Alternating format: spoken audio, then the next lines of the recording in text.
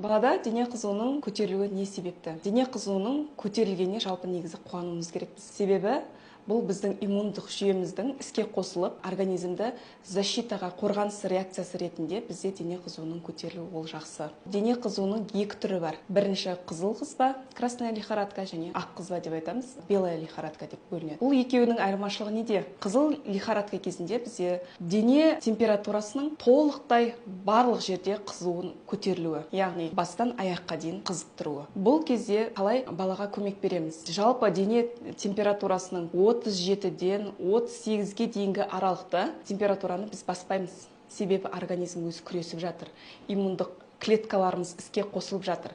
Бұл кезде біз баланы тек бақылаймыз. Баланың состояниесі қандай? Ойнап жүр ма? Телевизор көріп, мультикке қызығып, состояниесі жақсы болатын болса, біз балаға тек қана су берумен шектелеміз. 5-10 минут сайын балаға қасықтап, болмаса өзіне ұрттатып ішкізіп, баланың температурасын ұстап отырамыз. Әр 20 минут сайын, 30 минут сайын баланың температурасын, қызуын өлшеп отырасыз. Егер көтеріліп жатырса, бала уже кішкене вялое состояниеда, бағанағыдай ойынға қызығып тұрған жоқ, мультикқа қызығып отырған жоқ, әлсіреп, жатқысы кеп, ұйқысы кеп, мазасы болмай бара жататын болса, жылап, ондай уақытта біз қатты қалың киімнен және денесін қысатын киімнен босатамыз. Жеңіл киім киіндіреміз. Уже состояние вялый болып жатырса, денесін сылаймыз. Немен? Жылы сумен. Көп ата-аналар сұрайды, спирт қоссам бола ма, спиртпен сыласам бола ма денесін, болмаса уксус қоссам бола ма суға деп. Жоқ. Балаға уксуста спиртте токсический әсер береді. Ол токсический әсер орталық жүйке жүйемізге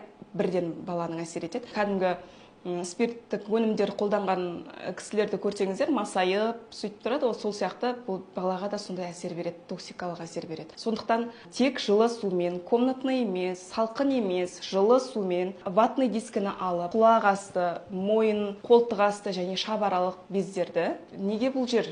Себебі бізде бұл жерде лимфа түйіндері орналасқан. Олар бізге қызмет жасап, температурамен күресіп жатыр. Соны біз басуымыз керек, тамырларын кеңейтуіміз керек. Және барлық денесінде сылап жүруге аяқтарын, табандарын, қолдарын, бүкіл денесін сылауымызға болады жылы сумен. Және ол бізге әсерін сразу береді. 5-10 минутта баланың состояниесі уже более-менее жақсы болады. Әр 20 минут сайын температурасын өлшеп отырасыз. Әлі де температура түспеді. Онда не істейміз? Онда біз медициналық препараттарға көшеміз. Балаға берілетін 3 түрлі жаропонижающий препараттар бар. Олар парацетамол таблетированный вид, жидкий видтардан ибупрофен, ноафен, ибуфен, без разницы. Торговая фирмасына байланысты әртүрлі жидкий виді болады дәрінің, және суппозиторий, свечи, ректально қойылатын свечилар бар. Жидкий видін бергеніміз дұрыс дәрілік препараттың себебі ол бізге асқазанға барады да, қанға тарауы тез болады. Сондықтан ибуфенді бірінші мысалы беріп көресіз. 20 минуттан кейін баланың температурасын өлшейсіз, 20-30 минуттың ішінде. Температурасы түссе болды. Егер түспей жатса, онда ректально свечи қолданамыз. Оған түспесе 20 минуттан кейін таблеткасын беріп, скорый шақырып, баланы бір көрсетіп алуымыз керекпіз. Болмаса учаскелік дәрігерді. Жоғарғы дене қызуы бала үшін де, жалпы үлкен адам үшін де организмді сусыздандырып жіберудің қаупі бар да. Балаға сол үшін шокқа алып келуі мүмкін, судорогиге алып келуі мүмкін,